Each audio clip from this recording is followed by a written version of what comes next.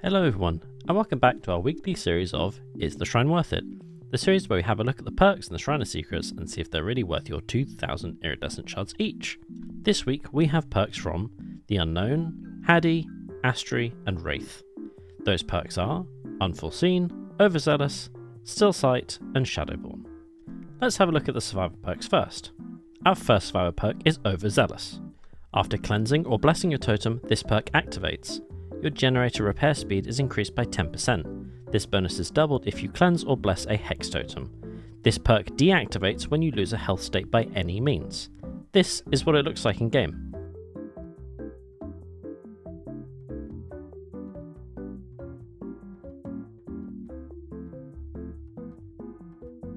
Bringing Overzealous into the game is kind of a risk. The only time that it's kind of worth it is if you find a hex totem and you get the 20% bonus.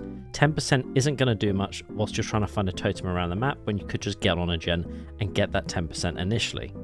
This perk is from an unlicensed survivor, so I really wouldn't bother picking it up.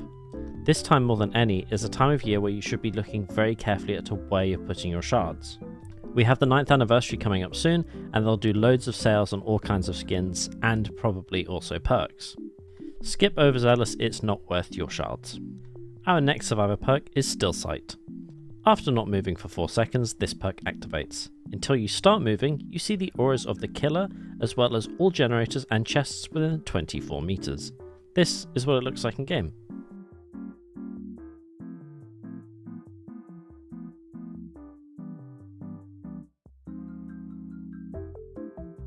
I can somewhat see a world where this perk might actually be kind of good if you're using a build where you're sort of walking around the map and you kind of stop and you can just look where things are, but otherwise I wouldn't say this is really worth putting in any of your builds.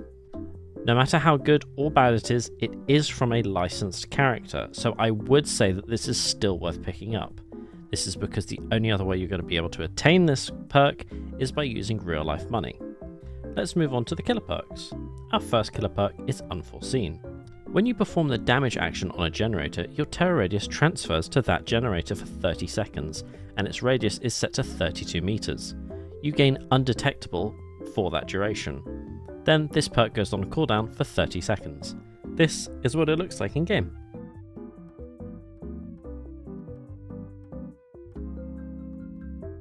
This is actually a pretty cool perk, and you can use it really well when you play something like Tombstone Myers where you need to be undetectable. This perk is from a relatively recent character, so I would say it's worth picking up if you really want to use it. That being said, unlicensed characters do get cheaper over time, but this is a really good perk, so I would say kind of worth. Our fourth and unfortunately final perk is Shadowborn. When blinded by any means, gain 10% haste for 10 seconds. This is what it looks like in game.